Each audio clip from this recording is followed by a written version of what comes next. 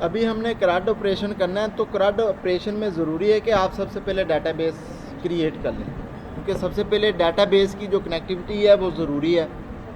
अभी हमने डेमो के नाम से इस डाटाबेस को क्रिएट तो कर लिया, लेकिन इसमें अभी तक हमने कोई टेबल नहीं क्रिएट किया, ठीक है।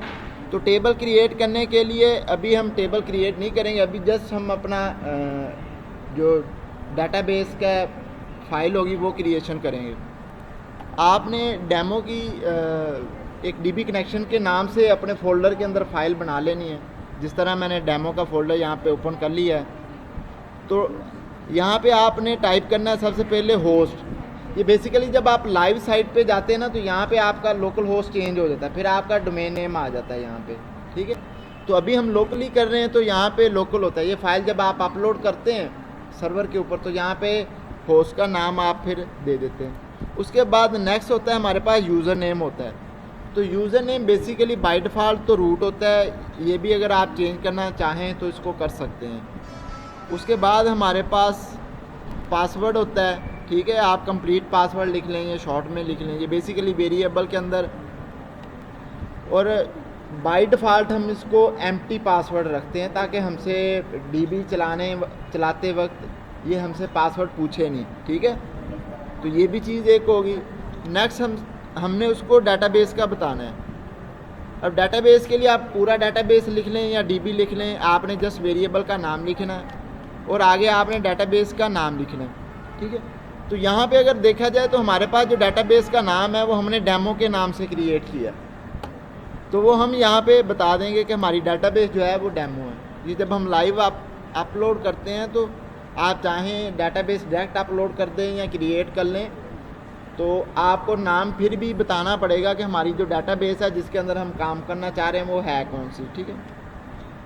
उसके बाद सिंपली आपने एक वेरिएबल लेना है डॉलर कनेक्ट के नाम से, पूरा लिख लें या इतना शॉर्ट में लिखना चाहते हैं, ठीक है। अब MySQL का एक फंक्शन होता है अंडरस्कोर कनेक्शन का। ये क्या करता है कि DB को कनेक्ट करवाता है। अब ये बिल्ट इन फंक्शन है PHP का, जो आपकी DB की क्रिएशन करने के लिए इस्तेमाल होता है। आपने इसके अंदर वो चीज़ें पास करनी है जो ऊपर हमने बताई हैं। हमने क्या बताया है, उसको डॉलर होस्ट बताया है, ठीक है। कोमा सेपरेटेड आपने रखना है इसको। $1 क्या है, हमारे पास यूज़र है, उसके बाद डॉलर है, हमारे पास पासवर्ड है, और नेक्स्ट जो हमारे पास है वो डाटाबेस का नाम है DB। हमने ये 4 चीज़ें इसको पास कर दी हैं। अभी तो कनेक्शन क्रिएट हो जाता है इस फंक्शन के थ्रू, तो वो हमारे डॉलर कनेक्शन के वेरिएबल के अंदर स्टोर हो जाएगा कि ओके हो गया है या ना नहीं हो गया। लेकिन हमें कैसे पता चलेगा? तो उसके लिए ज़रूरी है कि आप यहाँ पे कोई इफ़ की कंडीशन लगा के देख लें, ठीक है। उसके लिए हम कह देते हैं कि इफ़ अगर हमारे पास ये डॉलर कनेक्शन इसके अंदर कुछ है, तो इसका मतलब हमारी डाटाबेस जो है वो कनेक्ट हो चुकी है। आप इसको प्रिंट करवा दें यहाँ पे DB connected, DB is connected. वरना आप इसके एल्स पोर्शन में कह दें कि DB कनेक्ट नहीं है, फेल्ड कनेक्शन, ठीक है। तो सिंपल यहाँ पे DB को कनेक्ट करने का काम ये वाली क्यूरी करेगी जो PHP का बिल्ट इन फंक्शन है। लेकिन हमें भी तो पता चले कि डाटाबेस कनेक्ट हो चुकी है या नहीं, तो हम उसको एक वेरिएबल के अंदर स्टोर कर लेते हैं डॉलर कनेक्शन में। अब इसके अंदर जो भी रिज़ल्ट आएगा उसकी बेस पे हम अपना इफ़ कंडीशन चलाएंगे। अगर तो कुछ आ गया तो हम कहते हैं कि DB is connected, DB connect हो चुकी है, ठीक है। अगर कुछ नहीं आता तो हम उसको कह देते हैं फेल्ड कनेक्शन, कोई ना कोई प्रॉब्लम होगी यहाँ पे, ठीक है। अभी हम इसको चला के देखते हैं। अभी यहाँ पे देखें, आप C के अंदर आएँ, C में XAMPP के अंदर आएँ, यहाँ पे htdocs, और ये हमारा डेमो का फोल्डर बना हुआ है, ठीक है। और डेमो के अंदर ये हमारी PHP की कनेक्शन की फ़ाइल क्रिएट की हुई है जो अभी हमने क्रिएट की। अभी हमने लोकल होस्ट पे जाना है। ये ऑलरेडी ये तो डाटाबेस के लिए हमने ओपन किया हो, यहाँ पे आप लोकल होस्ट ओपन करें।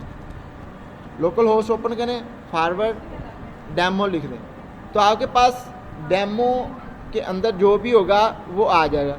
अब यहाँ पे डीबी कनेक्शन है, वो पेरेंट डायरेक्टरी दे रहा है, तो हम चाहें हम डायरेक्ट भी इसकी डायरेक्टरी में जा सकते हैं, यहाँ पे क्लिक करने से भी इसके ऊपर जा सकते हैं, वरना आप यहाँ पे लिख दें डेमो के अंदर आपके पास क्या है, डीबी कनेक्शन का एक पेज है .php का, आपने उसको रन कर देना। अभी यहाँ पे मैंने उसको क्लिक किया है तो मेरे पास वो पेज यहाँ पे ओपन हो जाएगा। अभी देखें ये DB इज़ कनेक्टर लिखा हुआ है, मैं थोड़ा जूम कर देता हूँ इसको, ये देखें DB इज़ कनेक्टर, तो यहाँ पे हमारे पास DB जो है वो कनेक्ट हो चुकी है, डाटाबेस हमारे पास कनेक्टेड है। अब ये डाटाबेस इसको कहाँ से मिली, वो यहाँ से मिली, ये हमने जो कनेक्शन क्रिएट किया हुआ है ये डेमो है, डेमो के नाम से। अगर हम इसकी स्पेलिंग में कुछ थोड़ी बहुत चेंजेस कर देते हैं, यहाँ पे डेमो की बजाय मैं डबल ओ कर देता हूँ, तो उसको वो डाटाबेस मिलेगी नहीं, हमें वो एरर शो करवा देगा। अभी आप इसको देखें, वो कह रहा है कि फैटल एरर है, कौन सी, कि अननोन डाटाबेस है, कि ये जो आपने डाटाबेस लिखी है वो अननोन है, वो उसको मिली ही नहीं है कहीं पे, ठीक है। तो अब उसका कनेक्शन क्रिएट नहीं हुआ तो उसका एस पोर्शन चल गया, तो वहाँ पे हमारा उसका जो मैसेज है वो डिस्प्ले हो गया कि आपकी एरर आ चुकी है। अभी आप डेमो करें और उसको दोबारा ठीक कर दें। अब ये तो हमारा जो स्टेप था डाटाबेस को कनेक्ट करने का। अब भी हमने एक पेज बनाना है इंडेक्स के नाम से, यहाँ पे उसके अंदर हम कुछ चीज़ें करेंगे। index.php, ये मैंने उसको डायरेक्ट PHP में ही कर लिया। हम सेपरेट पेज PHP का नहीं बनाएंगे, इसी के अंदर HTML करेंगे और इसी के अंदर PHP करेंगे, ठीक है। यहाँ पे PHP के लिए आप PHP का कोड स्टार्ट करें, इंटर करें, यहीं पे आप लिख दें इंक्लूड। अब हमने वो डाटाबेस यहाँ पे इंक्लूड करनी है, ये हमें हर उस पेज में बताना पड़ेगा जहाँ पे हमने डाटाबेस को एक्सेस करना है, उसमें कुछ चीज़ डिलीट करनी है, अपडेट करनी है, चाहे कोई नई चीज़ इंसर्ट करनी है, तो हमें उसको इंक्लूड करना पड़ेगा ताकि उसको याद रहे कि हमने किस डाटाबेस के अंदर जाना है, ठीक है। वो हमारे पास सिंगल कॉलम के अंदर आप उसको लिख दें, क्या है हमारे पास, ये DB कनेक्शन के नाम से है, DB connection.php, ठीक है। यहाँ तक हमारे पास PHP का कोड कंप्लीट हो चुका है। अभी हमारा डाटाबेस जो है वो यहाँ पे कनेक्ट हो चुकी है। अब नेक्स्ट फेज़ में है, यहाँ पे आप एक HTML का पेज भी साथ क्रिएट कर लें। यहाँ पे इसका टाइटल चेंज कर दें, PHP CRUD कर दें, ठीक है। अभी देखें डाटाबेस तो हमारी अब बार बार हमें क्रिएशन नहीं करनी पड़ेगी, हमने जस्ट उतनी चीज़ को रीयूज़ कर लिया। अभी यहाँ पे मैं लिख देता हूँ, H1 लिख देता हूँ,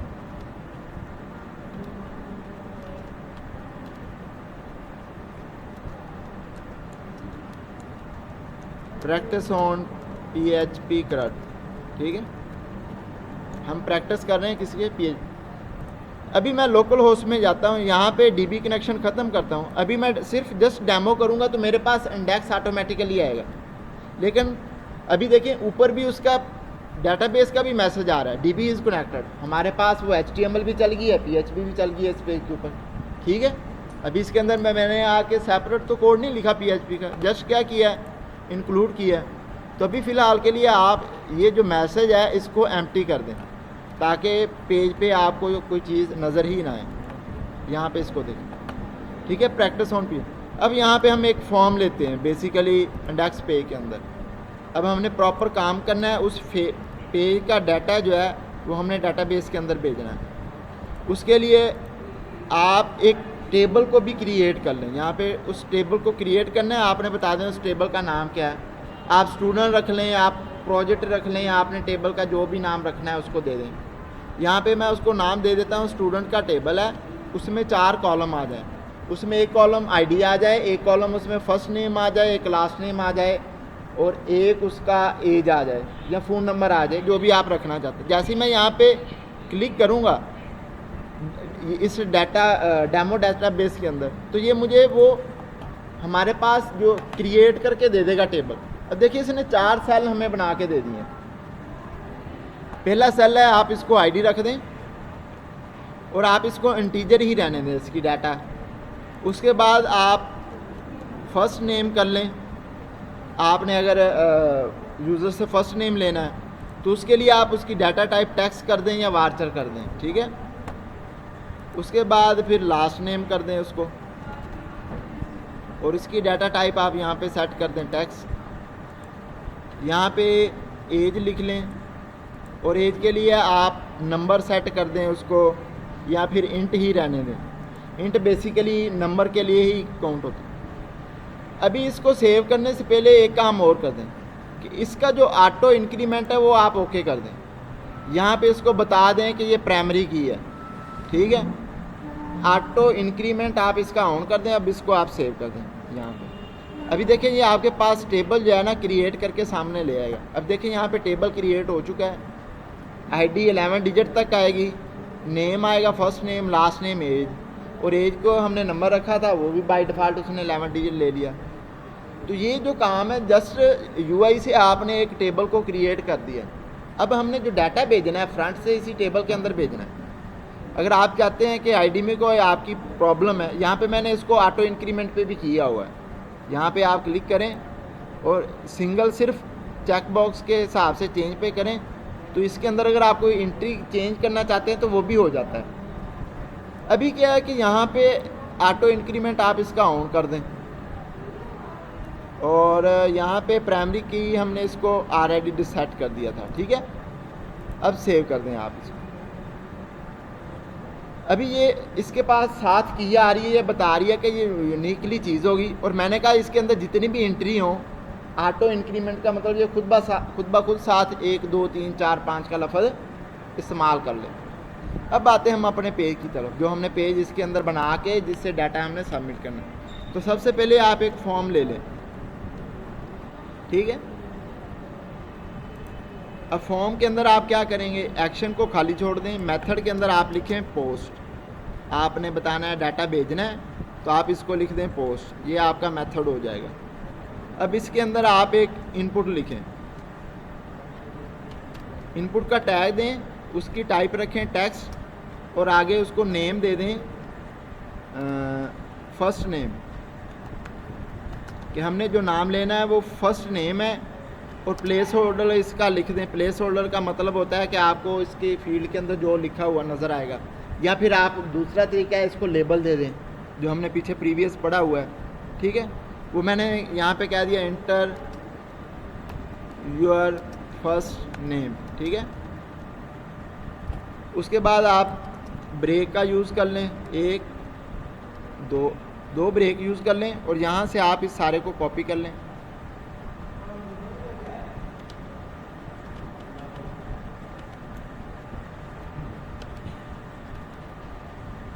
अब यहाँ पे पेस्ट करें। हमें बेसिकली 5 चीज़ें चाहिए। एक तो हमें फर्स्ट नेम चाहिए, मैंने उन चारों इनपुट को कॉपी कर दिया ताकि बार बार लिखना पड़े। उसके बाद हमें लास्ट नेम चाहिए, ठीक है। यहाँ पे मैं इसको चेंज कर देता हूँ, हमारे पास लास्ट नेम होगा। अब इंटर यूर फर्स्ट की बजाय यहाँ पे लास्ट नेम कर दो। यहाँ पे इंटर यूर एज इंटर करवानी थी तो यहाँ पे एज इंटर कर दें, ठीक है। और फर्स्ट नेम की जगह भी एज कर दें। इसकी आप टाइप रख दें नंबर, क्योंकि एज हमारे पास जो है वो नंबर के अंदर होती है। और एक यहाँ पे इस एक को रिमूव कर दें, एक आप बटन बना लें यहाँ पे। अभी इस इनपुट को आप बटन बना लें। अब वो बटन किस तरह आपका होगा, अभी देखें आपका टाइप जो है ना वो सबमिट होगी तो वो आपका बटन के बन जाएगा। आप उसको नेम दे लें सेव अंडरस्कोर DB, के DB में सेव करने के लिए ये इसका नाम मैंने उस बटन को दे दिया है, ठीक है। इनपुट को आगे आप उसको वैल्यू दे दें। वैल्यू देने का मतलब ये है कि जब आपके पास बटन बनेगा फ्रंट एंड पे, उसके ऊपर लिखा हुआ क्या आएगा, वो मैं कह देता हूँ सेव, कैपिटल SAVE, ताकि आपको थोड़ा सा फ़र्क पता रहे कि ये सेव किस लिए लिखा। अभी इसको यहाँ पे आप रिफ़्रेश करके देखें तो ये देखें हमारे पास फॉर्म बन के आया। Inter your name, first name, inter your last name, inter your age, और यहाँ पे सेव का बटन बनाना। अभी आप सेव कर भी रहे हैं, यहाँ पे कुछ चीज़ सेव नहीं है क्योंकि अभी हमने यहाँ पे कुछ काम ही नहीं किया। अब यहाँ पे इतना हमारा फॉर्म बन चुका है। अब यहाँ पे आगे हमारा PHP का काम स्टार्ट होता है। तो यहाँ पे आप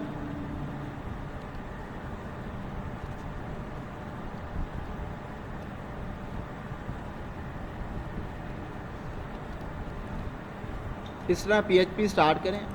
आप बताएं कि इफ़ हमारे पास इज़ सेट एक फंक्शन होता है डाटाबेस के PHP के अंदर जो आपकी चीज़ों को सेट करता है डाटाबेस के साथ। यहाँ पे आपने वो चीज़ सेट करनी है, फिर आपने लिखना है नेक्स्ट फंक्शन, ये उसका फंक्शन है।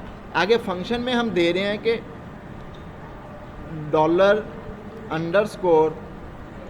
$_post, और इसके अंदर हम भेज रहे हैं हमारा जो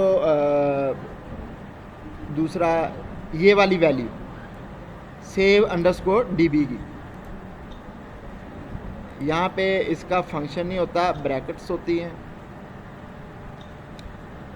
और यहाँ पे save_db है।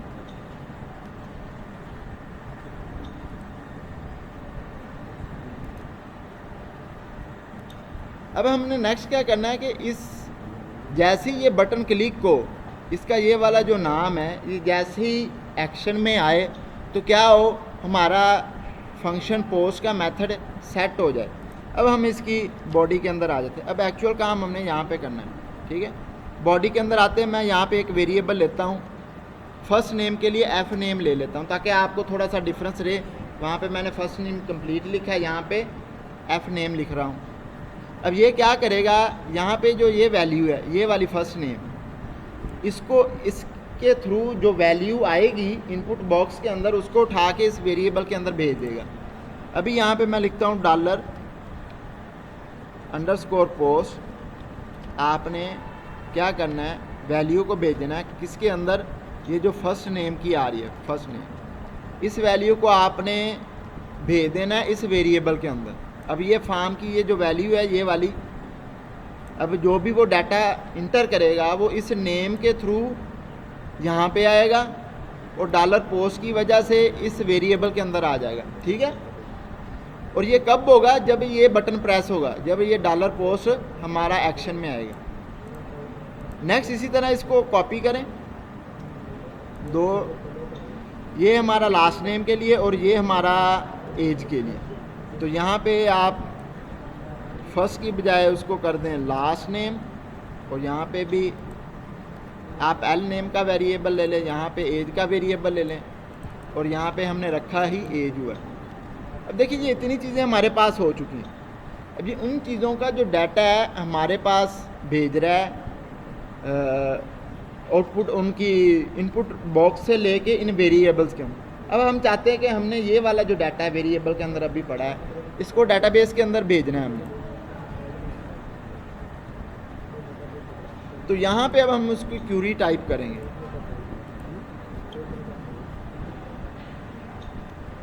हमने एक $क्यूरी के नाम से वेरिएबल ले लिया, ठीक है।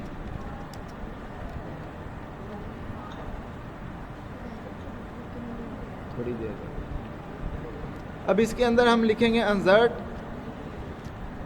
इनटू, हमने इंसर्ट करना है किसके अंदर, हमारा वो जो टेबल का नाम है वो स्टूडेंट है। हमने टेबल का नाम स्टूडेंट रखा हुआ था, अगर आप यहाँ पे डाटाबेस के अंदर देखें तो स्टूडेंट का नाम रखा हुआ था हमने। ये हमारे पास डेमो की क्लास है और ये उसकी चीज़ें आ रही हैं, ठीक है। ये उसका एक्चुअल में चीज़ें आ रही हैं, ये आईडी है, फर्स्ट नेम है, लास्ट नेम है, एज है। अब हम कह रहे हैं इंसर्ट इनटू, हमने इंटर करना है किसके अंदर, स्टूडेंट के अंदर। कौन सी चीज़ें इंटर करनी है, वो यहाँ पे आप उसका जितना भी है फर्स्ट नेम लास्ट नेम ये देख लें।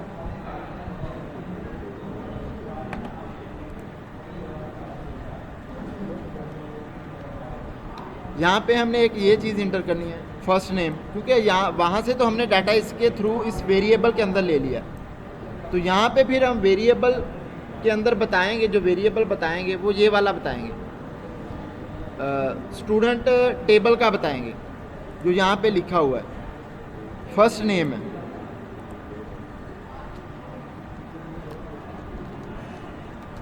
फर्स्ट नेम है, कोमा सेपरेटेड लास्ट नेम है, कोमा सेपरेटेड एज है। ये तीन चीज़ें हम इन स्टूडेंट के टेबल के अंदर इन तीन चीज़ों के अंदर भेजेंगे क्या चीज़, वो होगी हमारी वैल्यूज़। यहाँ पे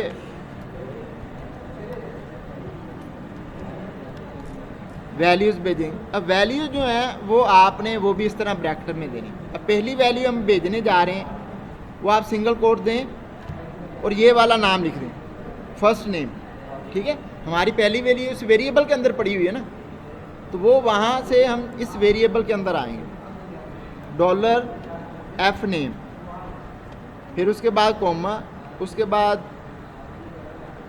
सिंगल कोट्स आएंगे, फिर उसके बाद डॉलर लास्ट नेम होगा और फिर कॉमा होगा, फिर हमारे पास लास्ट कौन सा है, एज का वेरिएबल है। यहाँ पे अगर आप एज उसको करेंगे तो यहाँ पे इतनी चीज़ें, अगर आप यहाँ पे इंटर भी इसको करें तो ये कोई रोला नहीं है, आप उसको नीचे भी लेके जा सकते हैं, क्योंकि ये डबल कोट्स लगा हुआ है, तो जहाँ तक उसकी मीडिया क्यूरी चलती रहेगी। अभी ये देखें, इंसर्ट क्यूरी क्या करेगी, आपके स्टूडेंट के टेबल में स्टूडेंट की इस फील्ड, ये वाली फील्ड और एज वाली फील्ड के अंदर डाटा भेजेगी। कौन से वेरिएबल का, ये जो हमने इस फर्स्ट नेम के, लास्ट नेम के और एज के वेरिएबल से लिया है, इनसे वैल्यू जाएगी स्टूडेंट के इन वैल्यूज़ के अंदर। अब ये चीज़ तो होगी, लेकिन इसके लिए हम एक और चीज़ लेंगे डॉलर डाटा के नाम से। अभी हमने डाटा भेजना है, तो यहाँ पे माई एसक्यूएल आई अंडरस्कोर, यहाँ पे उसका एक फंक्शन होता है बिल्डन क्यूरी का, अंडरस्कोर क्यूरी। हाँ जी, अभी बस ये डाटा पूरा होगा तो ही हम उसको भेज सकेंगे ना, बाकी क्लास तो सुबह ले ले, बीच में छोड़ने का तो मकसद ही नहीं। अब लास्ट स्टेप है, ये कोड लिख हो गया, उसके बाद हमने उसको डाटा देना और डाटाबेस में चला जाएगा, ठीक है। अभी देखिए क्यूरी के अंदर हमने दो चीज़ें भेजनी, एक तो वो भेजनी है इस क्यूरी के अंदर जो डाटा पड़ा हुआ है, एक वो हमने कनेक्शन भेजना है। इसके अंदर हमने कनेक्शन क्रिएट किया था, यहाँ पे देखें डॉलर ये वाला कनेक्शन के नाम से, ये दो चीज़ें भेजनी है, कनेक्ट भी करेगा और डाटा भी भेजेगा। अब यहाँ पे आए, एक आप उसको लिख दें डॉलर क्यूरी कर दें, कोमा लगाएं और डॉलर आप उसको यहाँ पे कनेक्शन कर दें, ठीक है।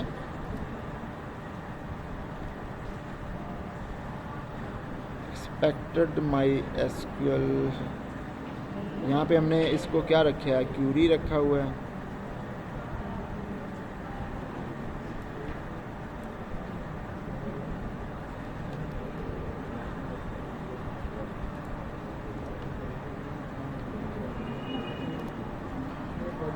अब ठीक है, पहले हमने उसको डाटाबेस का बता दिया, अब उसको उस क्यूरी का बताया जिसके अंदर हमने बेसिकली क्यूरी लगाई थी। अब सारा इसका जो रिज़ल्ट है इस क्यूरी के वेरिएबल के अंदर जाएगा, ठीक है। अब ये दो चीज़ें उसको भेज दें। अब हम इसको सेव करते हैं और अपना पे करते हैं रिफ़्रेश यहाँ पे, ठीक है। अभी ये डाटा लग गया, इस वजह से हमें वो रिफ़्रेश के लिए कह रहा है, तो आप यहाँ से इसको रिफ़्रेश कर लें, ठीक है। अभी अनडिफाइंड वेरिएबल है F name,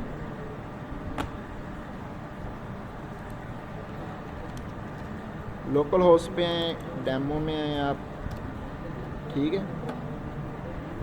undefined variable dollar F name, यहाँ पे हाँ जी नाम लिखाना, किस चीज़ का, असद अली। अभी हम इसको देख लेते हैं, पहला डाटा भेज के इसके अंदर मैंने first name Asad, second Ali और यहाँ पे एज भेज देता हूँ 25 और सेव पे क्लिक कर। अभी देखें एरर आ रही है लाइन ऑन 23, यहाँ पे एक दफ़ा डाटाबेस को देख लेते हैं हम। देखिए डाटाबेस में रिकॉर्ड आ चुका है, वो पहली हमने जो 2 दफ़ा उसको रिफ़्रेश किया तो उसकी वजह से उसने सबमिशन कर दिया यहाँ पे। तो आईडी तो 1 2 3 चला गया, लास्ट नेम यहाँ पे नहीं गया। तो यहाँ पे हमें लास्ट नेम का ही बात बता रहा है, डबल टी आना था, सिंगल टी, तो यहाँ पे डबल टी आ रहा है। ये देखें एरर आ रही है यहाँ पे, कहाँ पे हमने डबल टी लिखा हुआ लास्ट नेम, ये रहा, यहाँ पे लास्ट नेम का डबल टी लिखा हुआ, इस वजह से हमारे पास उसका जो सेकंड नेम है वो गया नहीं है, वेरिएबल सही नहीं था ना। अब इसको दोबारा रिफ़्रेश कर लें।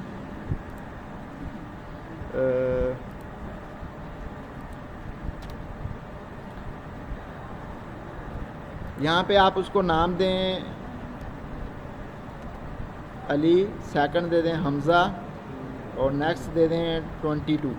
अभी उसके सेव पे क्लिक करें तो यहाँ पे देखें ये सेव हो चुका है, चला गया, अब कोई हमारे पास एरर नहीं आई। तो आप यहाँ पे डाटाबेस को रिफ़्रेश करें। अब देखिए तीसरी चीज़ हमारे पास नेक्स्ट भी आ गई है, उससे पहले एक दफ़ा सबमिशन हुई है जब हमने रिफ़्रेश किया, अली आया, हमज़ा आया और 22 उसकी एज आई है। अब नेक्स्ट सबमिशन करना चाहते हैं, एक और कर लेते हैं। हमारे पास फ़ातिमा है, उसके बाद शौकत है और नेक्स्ट उसकी एज हम 20 कर देते हैं। जैसे ही हम सेव पे क्लिक करेंगे अब इन तीनों फील्ड का जो डाटा है अब यहाँ पे डाटाबेस में वो भी आ जाएगा। अभी देखें, अब देखिए नेक्स्ट हमने खाली कोई भी सबमिशन नहीं की थी। 5 के बाद ये ऑटो इंक्रीमेंट ये हो रहा है, वो जो मैंने आपसे करवाया था ना 1 2 3 4 आ रहा है 7 आईडी, तो ये ऑटो इंक्रीमेंट खुद ब खुद 1 2 3 4 लगा रहा है, हमें खुद से उसको देने की ज़रूरत नहीं है। ये पहला बंदा है, ये दूसरा है, तीसरा। अभी हमने लास्ट किया है फ़ातिमा शौकत के नाम से और 20 उसकी एज इंटर की है। जैसे ही उसको इंटर किया तो वो भी, अब ये देखिए ये डाटा हमारा फ्रंट एंड से आ रहा है उठ के, तो वो पॉसिबल हुआ कि हमने उस फॉर्म से डाटा उठाया, उनको वेरिएबल के अंदर स्टोर किया, वो वेरिएबल ये थे। फिर हमने एक क्यूरी लिखी, अब क्यूरी लिखी है उसके अंदर हमने उसको बताया कि आपने इंसर्ट किया है स्टूडेंट को first name, last name, age, उस टेबल के अंदर डाटा कौन सा भेजा है वो हमने वैल्यूज़ का भेजा है। अगर आप चाहते हैं कि आपकी जो ये क्यूरी है एक प्रॉपर मैसेज भी दे तो उसके लिए आप अलर्ट का फंक्शन भी लगा सकते हैं कि आपको पता चल जाए कि आपका डाटा सबमिशन हो गया। अभी यहाँ पे हमने सेव का ऑप्शन किया है, जब सेव किया है तो हमारे पास क्या हुआ था, डाटाबेस में डाटा चला गया लेकिन हमें पता नहीं चला, ऐसी है। तो यहाँ पे हम जस्ट वो करके देख लेते हैं लास्ट, उसके बाद आप जाना चाहें तो वो जा सकते हैं। यहाँ पे अगर हम एक इफ़ की कंडीशन लगाते हैं, इफ़ हम कहते हैं डॉलर डाटा, डाटा हमारे इस वेरिएबल के अंदर पड़ा हुआ है ना, अगर तो इसके अंदर है तो फिर क्या हो, फिर सिंपल हो कि आपको मैसेज शो हो जाए। कौन सा मैसेज, इको। यहाँ पे आप अगर उसको अच्छे तरीके से करना चाहते हो तो आप जावास्क्रिप्ट की हेल्प ले लो। अब आप क्या करो, यहाँ तक जो PHP का कोड है उसको आप एक दफ़ा क्लोज़ कर दो। ये आपका प्रीवियस PHP का कोड क्लोज़ हुआ, ये वाला भी स्टिल रहेगा। इसको करने के लिए यहाँ एक स्टेप मैं नीचे आ जाता हूँ, PHP। अब ये PHP line by line execute होती है, ठीक है। तो अभी जो ये वाला टैग क्लोज़ हो रहा है वो इसकी बदौलत हो रहा है, और ये मैंने टैग ऊपर वाला जो PHP स्टार्ट किया है उसके लिए कर दिया एंड। लेकिन यहाँ पे एक मैं स्क्रिप्ट लिखूँगा,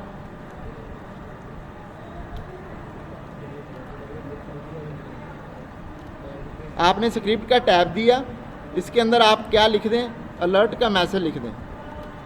अलर्ट हमने पढ़ा था ना जावा के अंदर, यहाँ पे आप शो करवा दें सक्सेसफुली इंटर्ड डाटा या सक्सेसफुली सेव डाटा। आपका डाटा जो है सक्सेसफुली सेव हो चुका है। अब जैसे ही हम कोई चीज़ उसके अंदर लिख के उसको ओके करेंगे तो ये हमें अलर्ट शो करवा देगा कि आपका डाटा जो है सक्सेसफुली सबमिट हो चुका है। अब यहाँ पे आएँ, हम यहाँ पे लिखते हैं इसके अंदर अली, उम्र, एज उसकी लिख देते हैं 24। जैसे ही हम सेव पे क्लिक करते हैं तो देखें मुझे अलर्ट आ गया सक्सेसफुली सेव डाटा। अभी मुझे पता चल रहा है कि मेरा डाटा सेव हो चुका है, पहले हमें कुछ पता नहीं चल रहा था। तो हमने इस वेरिएबल के अंदर, जिसके अंदर सारा का सारा डाटा आ रहा था, उसको चेक किया कि उसके अंदर डाटा आ रहा था, वो सबमिट हो गया है, तो आप एक अलर्ट शो करवा दें। ठीक है, वो उस अलर्ट में आप अपनी मर्ज़ी का जो भी मैसेज है वो शो करवा दें, या आप अपना पॉपअप शो करवाना चाहते हैं। अभी जैसे ही मैं ओके करूँगा तो उसको रीडायरेक्ट उसी पेज के ऊपर कर देगा। तो यहाँ तक हमारा जो अभी एक कंप्लीट हुआ है क्रिएशन का, जिसके अंदर हमने डाटाबेस को कनेक्ट किया है, उसकी क्रिएशन की है, टेबल को बनाया है। आगे जो हमारा काम है वो आसान होगा। अभी तक हमने ये डाटा इंटर किया है, नेक्स्ट वीडियो के अंदर हम इसी डाटे को, क्लास के अंदर इसी डाटे को हम अपडेट करेंगे कि फ़लाँ आईडी के अगेंस्ट डाटा आए, हम उसको पहले तो व्यू करेंगे, फिर उसको अपडेट करेंगे और अपनी मर्ज़ी से जो भी डिलीट करवाना चाहते हैं करवा लें। नेक्स्ट तीनों चीज़ें एक ही टाइम में हो जाएंगी हमारी। लेकिन अभी फ़िलहाल के लिए इसके अंदर और काफ़ी सारी चीज़ें, तो इस वजह से हमारा लेक्चर जो है थोड़ा सा लेंथी हो गया है। अब कल हम इसको नेक्स्ट बाकी चीज़ें देख लेंगे। इसकी सबसे पहले इसको व्यू करवाएंगे। अभी डाटा हमारे पास आ गया है, किसी और पेज के ऊपर व्यू करवाएंगे। यहाँ पे हम बटन बना लेंगे, हम देखना चाह रहे हैं कि हमारे पास डाटा है कितना, तो व्यू पे क्लिक करेगा, उसको सारे यूज़र नज़र आ जाएंगे, स्टूडेंट नज़र आ जाएंगे। फिर हम उसको चाहे अपडेट कर लें, उसको चाहे डिलीट करना है तो डिलीट कर लें।